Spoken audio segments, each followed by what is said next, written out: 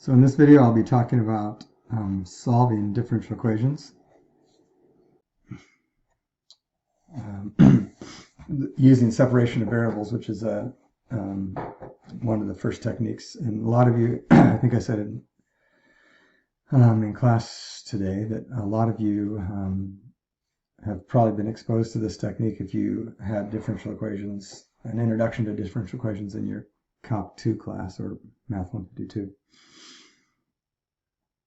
So when you're solving a differential equation, there's really there's kind of two ways to solve it. One is if you're given an initial value problem,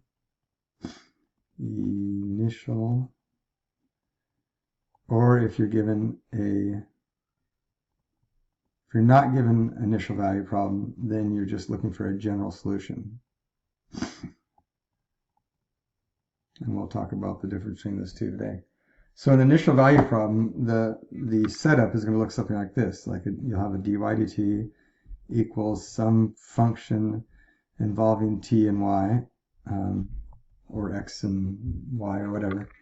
And then you'll be given some initial value of that function. So that's what initial value problem looks like. If you're not given this piece, then you can only come up with a general solution, which means it'll be a function with some kind of a constant in it, which will represent basically a whole family of functions. But if you're given an initial value like this, then you can actually come up with just one function, if it's solvable. So here's an example of initial value problem. So if I have dy dt, for example, is equal to 12t cubed minus 2 sine t. And we know that y of 0 is equal to 3. Okay, so this is a differential equation we're asked to solve, and this is the initial condition of the function we're looking for. So remember, the solution to a differential equation means that we're looking for a function that I can plug into this equation that'll make it true. Okay, so really, in this case, all we're looking for is the derivative of y to fit in here. So we want the derivative of y to be that thing. So the separation of the variables comes in, is what we're going to do is get everything involving y on one side and everything involving t on the other side. So you can see the only thing involving y is just the dy. And there's a bunch of t, but we have this one dt over here. So the first thing you're going to do is essentially multiply both sides of the equation by dt. So you end up with dy is equal to 12t cubed minus 2 sine t, and the whole thing's dt. So once we've separated variables, then the next step is to integrate both sides of the equation. So I'm going to take the integral of both these sides, of both sides of the equation, and of course the integral of dy is just y, and the integral of 12t cubed would be t to the fourth, and then we need a 3 out here to make, so when I take the derivative, 4 times 3 is 12, right? And the derivative of sine, or the integral of sine would be cosine, so this would be a 2 cosine t, and the derivative of cosine is a negative sine, so we would want this to be positive. And of course, since this is not a definite integral, it's an indefinite integral, we need a plus c here. Now you might ask the question, well, don't I need a plus c on both sides? Well, yes, sure, of course you do. But if we do that, we'd have a y plus c1 and a y over here. This would be c sub 2. They'd be two different c's, of course. And you could subtract c1 from both sides and add them together, and you'd have y equals 3t to the fourth plus 2 cosine t plus, well, c1 plus c2 is just a constant because they're both constants, so this would be some other constant, c sub 3. But it doesn't really matter because all we're saying is there's a constant here. So you don't need I've just went through that to show you don't need a c on both sides. We just need a c on one of the sides. So this is what is called a general solution. So you can see this represents a whole family of functions, the functions that fit this description, and all the c will do, if I plug in a different number of c, I'll just move it up and down vertically on the coordinate plane. So this is a general solution. Now, if I want to find if I want to actually solve the initial value problem, I have to take this into consideration and use it to find out what c is. So we know that when we plug in 0 into our function, we get out 3. So that means y sub 0, of course, y sub 0 is equal to 3 times 0 to the 4th plus 2 times cosine of 0 plus c. Now right here it says that y of 0 is 3, so I know that's got to be 3. Of course 3 times 0 is 0.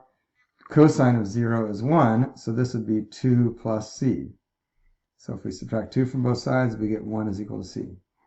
So now we found out what that the constant of integration is, so I can go back and write my new equation. So we're going to say y of t is equal to 3 times t to the 4th plus 2 cosine t plus 1, because we found out that c is 1. And that would be the solution to my differential equation, or my initial value problem, which involves the differential equation and the initial conditions.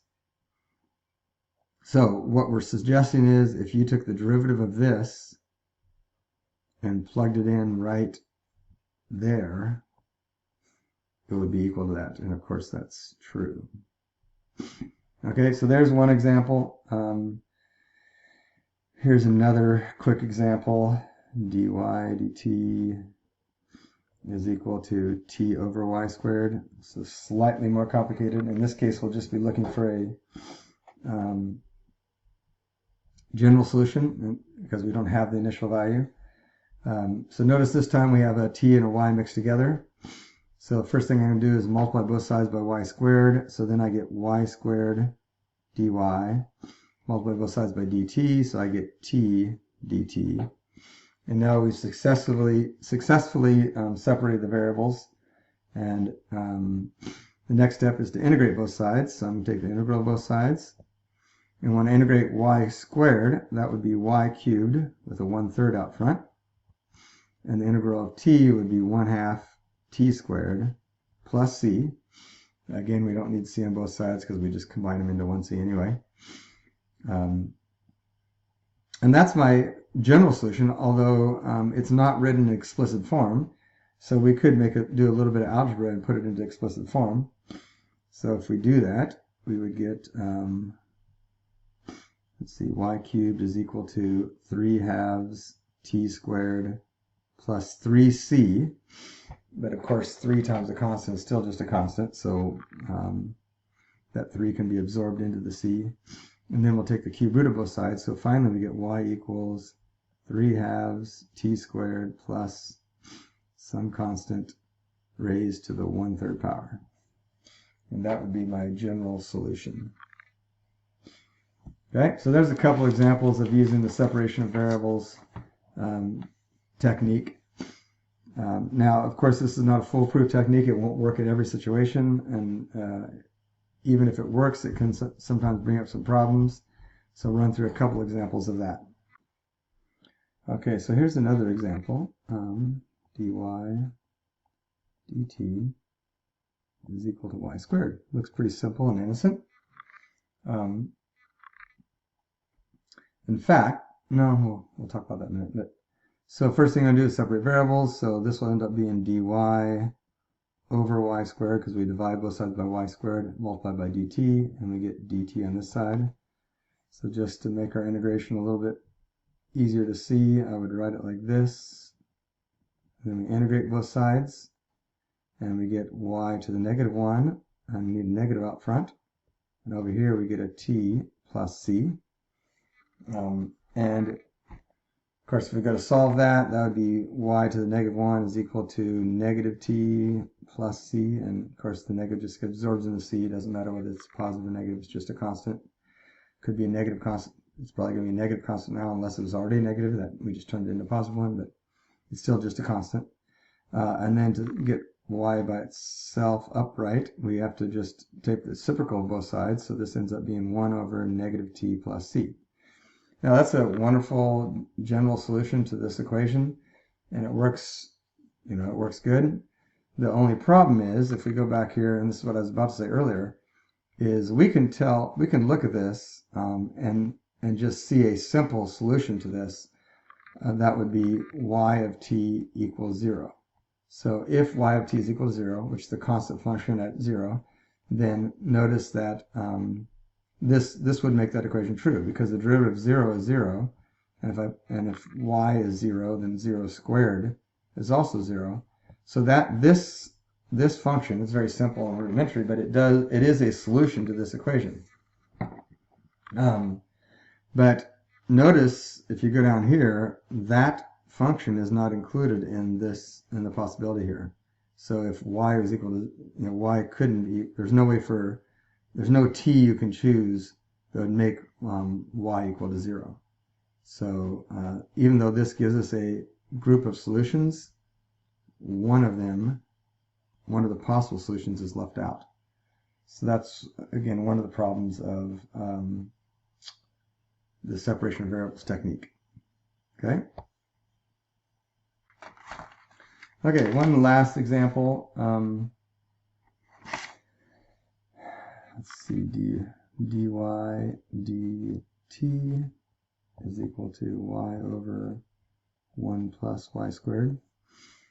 So once again, it looks like there's no t's in this, so we're just going to get all the y's on the other side. So I divide both sides by this fraction, which means I end up with 1 plus y squared over y over here, and just a dt, whoops, left out the dy, my bad.